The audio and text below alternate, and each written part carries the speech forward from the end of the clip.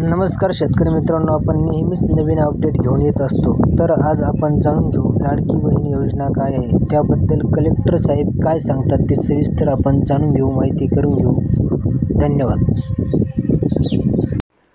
मुख्यमंत्री माझी लाडकी बहीण या योजनेचा शुभारंभ झालेला आहे आणि त्यासाठी पात्र असणाऱ्या महिला भगिनींसाठी अर्ज भरण्याची प्रक्रिया सुरू झालेली आहे। त्यामुळे उत्पन्नाचे आणि रहिवासी दाखले प्राप्त करून घेण्यासाठी सेतू केंद्रावर महिला भगिनींची खूप मोठ्या प्रमाणामध्ये गर्दी होत आहे।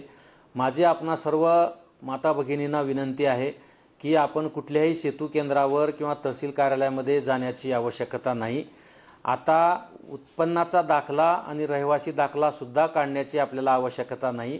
या योजनेसाठी रहिवासी दाखल्याच्या ऐवजी आपल्याकडे असलेलं ओळखपत्र, आपल्याकडे असलेला शाळेचा दाखला, जन्माचा दाखला यासाठी सुद्धा आपल्याला वापर करता येणार आहे। त्यामुळे रहिवासी दाखला काढण्यासाठी कृपा करून आपण गर्दी करू नका। ज्या महिलांकडे पिवळे किंवा केसरी रेशन कार्ड आहे त्यांना उत्पन्नाचा दाखला देण्याची गरज नाही आहे।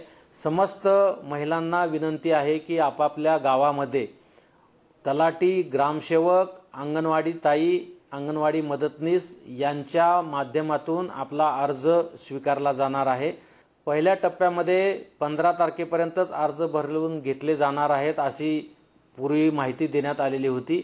ती सुद्धा मुदत आता 31 ऑगस्ट पर्यंत वाढवण्यात आलेली आहे। सेतू केंद्रावर किंवा इतर कुठल्याही व्यक्तीला कुठल्याही स्वरूपामध्ये पैसे किंवा इतर जे शासकीय फीस आहे ती वगळता इथले कुठलेही पैसे देण्याची आवश्यकता नाही। पात्र लाभार्थ्यांना निश्चितपणे जो योजनेचा लाभ आहे तो निश्चितपणे त्यांना मिळून दिला जाईल। आपण निश्चिंत राहावं, आपण काही काळजी करू नका, कुठेही गर्दी करू नका।